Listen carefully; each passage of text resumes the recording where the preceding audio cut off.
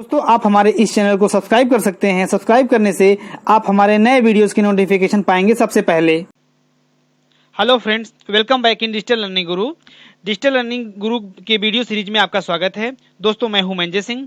दोस्तों आज के इस वीडियो अंक से हम शुरुआत करेंगे सीएसएस ट्यूटोरियल की, जो कि हिंदी में होगा।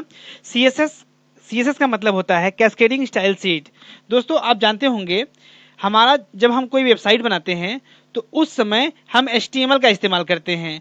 तो जो HTML होता है उसके इस्तेमाल से वेब पेज को एक आकार मिलता है कि जिस आकार में हम वेब पेज बनाना चाहें, इंटरनेट का पेज बनाना चाहें, उस आकार HTML आकार देता है।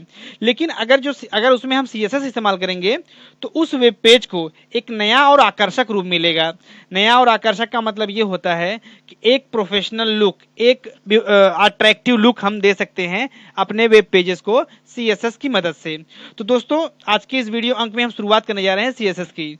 सबसे पहले क्या आप जानते हैं CSS क्या है और इससे वेबसाइट डिजाइन कैसे करते हैं? मतलब CSS के बारे में हमने सुना है और हमने अपने पिछले वीडियोस में सिर्फ HTML के बारे में बताया, लेकिन ज़रूरत हुई कि HTML के साथ साथ हम CSS की जानकारी भी अपने फ्रेंड्स को पहुंचाते रहें, क्योंकि बिना CSS के हम अपने वेबसाइट को, हम अपने वेब पेज को एक अट्रैक्टिव लुक नहीं दे सकते। इसके लिए सबसे पहले हम ये जानेंगे कैस्केडिंग स्टाइल शीट होती क्या है। कैस्केडिंग स्टाइल शीट का मतलब होता है, CSS का फुल फॉर्म होता है cascading style sheet. Cascading style और शीट्स, CSS। इसका मतलब ये होता है कि हम अपने वेब पेज में एक नई तरह की स्टाइल, मनचाही स्टाइल, जिस तरह से चाहेंगे उस तरह से हमारे पेज में, जैसे अगर हमें किसी टेक्स्ट का कलर चेंज करना हो या फिर हमारे बैकग्राउंड का चेंज करना हो कलर। जैसे मान लीजिए फॉर एग्जांपल हमारे वेब पेज में एक हेडिंग है, H1 टैग से हमने हेडिंग बनाई हुई है और वो H1 टैग की हेडिंग जो है वो ब्लैक कलर में है।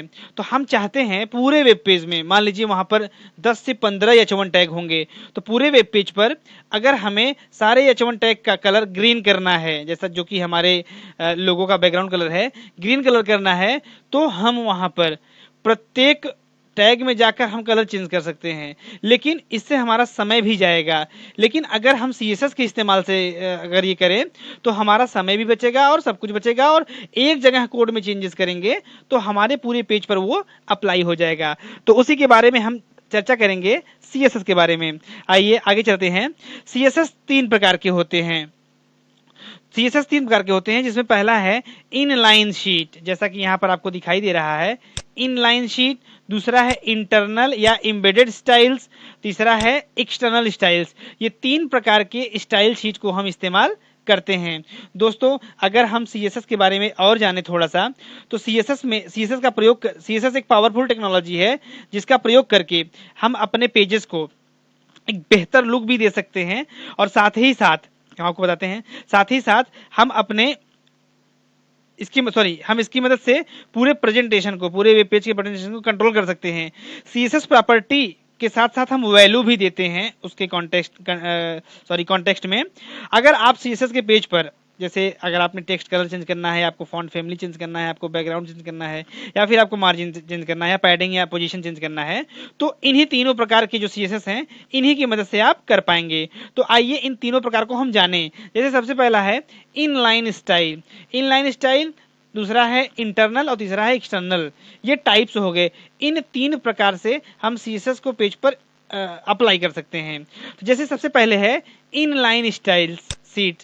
इनलाइन CSS स्टाइल शीट का मतलब ये है, जैसे आपने एक H1 टैग लगाया हुआ है, उसके अंदर आप स्टाइल एट्रीब्यूट का इस्तेमाल करेंगे। स्टाइल एट्रीब्यूट के अंदर आप यहाँ पर डिक्लेरेशन देंगे। डिक्लेरेशन में 2 चीजें होती हैं, एक होता है प्रॉपर्टी मतलब क्या आप चेंज कर रहे हैं, और उस जैसे कलर चेंज करना है आपको H1 टैग का, ओके।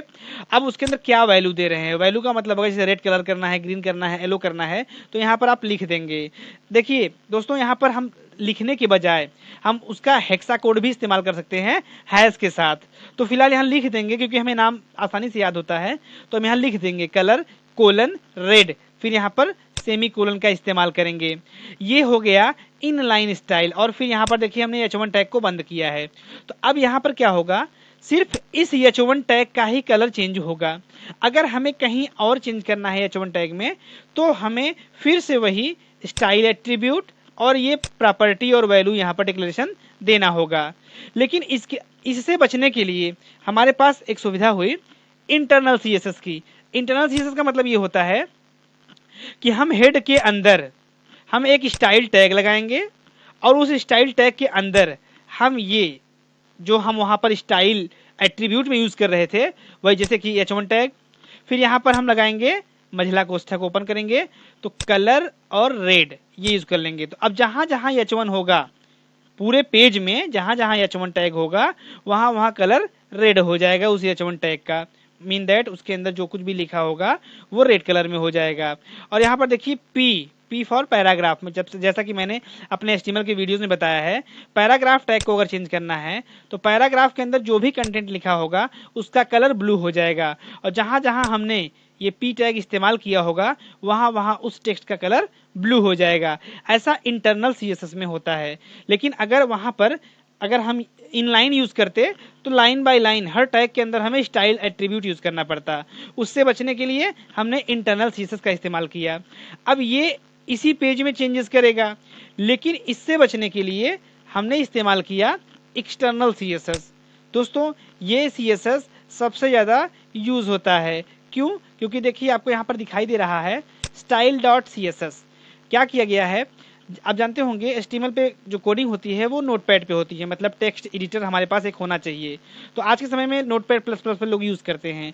तो जैसे हम HTML का पेज बनाते हैं नोटपैड पे, ठीक उसी प्रकार हम अपने जैसा कि हमने यहाँ पर देखा, ये हमारी जो कोडिंग है पूरी, सॉरी ये जो स्टाइल शीट की ये कोडिंग है, ये कोडिंग विदाउट स्टाइल टैग हम H1 और P जैसे लगाया गया है वैसे ही हम इस style.css पेज में लिखेंगे।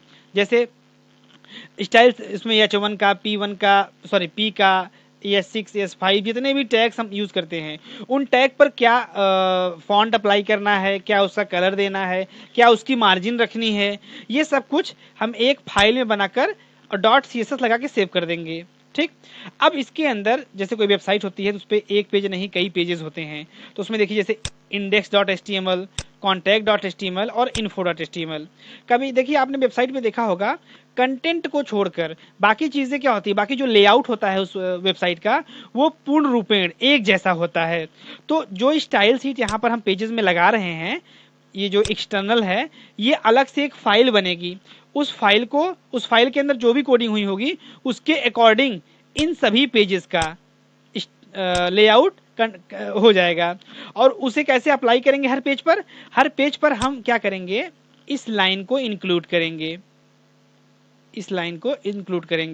Link rel equal to style sheet type text /css href hyper reference. इसका क्या होगा, यहाँ पर जैसे whatever.css है, बट यहाँ पर हम क्या यूज करेंगे, style.css, style.css हम ये यूज करेंगे। ये तो whatever फॉर एग्जांपल मैंने लगा दिया है, लेकिन यहाँ पर ये फाइल है तो हम जैसे index.html, contact.html और info.html इन सब पर हेड के अंदर ये लाइन जरूर ऐड करेंगे। उसके अंदर इस फाइल का नाम दे देंगे, जैसे कि यहाँ पर स्टाइल शीट है वैसे यहाँ पर whatever CSS है, तो यहाँ स्टाइल कर देंगे। तो हु बहू जैसा इंडेक्स पेज हो जाएगा, उसका जैसा लेआउट उसका होगा वैसा लेआउट कॉन्टैक्ट का होगा और ऐसा ही इन्फो का होगा। तो ये 3 प्रकार से हमने पढ़ा CSS का टाइप्स। इसके बाद हम जानेंगे एडवांटेजेस ऑफ CSS। एडवांटेजेस जैसा कि आपको अभी मैंने बता ही दिया कि इनलाइन यूज करेंगे तो हमें बार बार हर लाइन में स्टाइल एट्रीब्यूट यूज करना होगा। उससे अच्छा आया हमारा इंटरनल, जो कि उस पेज में जितना भी यूज करना है हम हेड के अंदर स्टाइल टैग के अंदर यूज कर डालेंगे। लेकिन अगर हम उससे ही बचना है तो हम एक अलग से फाइल ही बना देंगे CSS की। जब भी हम उस फाइल में चेंज करेंगे तो हमारे पूरे वेबसाइट के पेजेस पर चेंजेस अपने आप दिखेंगे। तो ये सब एडवांटेज में ही आता है। जैसा कि देखिए इसमें दिया है पहला, बेटर लेआउट कंट्रोल्स। मैंने आपको अभी बताया कि स्टाइल शीट का अलग पेज बन जाएगा, तो index.html, contact.html और अभी जो info.html, ये 3 पेज हमने बताए। तो इन तीनों पेज का जो लेआउट है वो एक जैसा हो जाएगा। तो उसके लिए हम किसका इस्तेमाल कर रहे हैं, एक्सटर्नल CSS के द्वारा। रेड्यूस वर्क, काम भी कम हो गया क्योंकि एक फाइल हमने बनाया और उसी फाइल को हमने हर एक पेज पर अप्लाई की।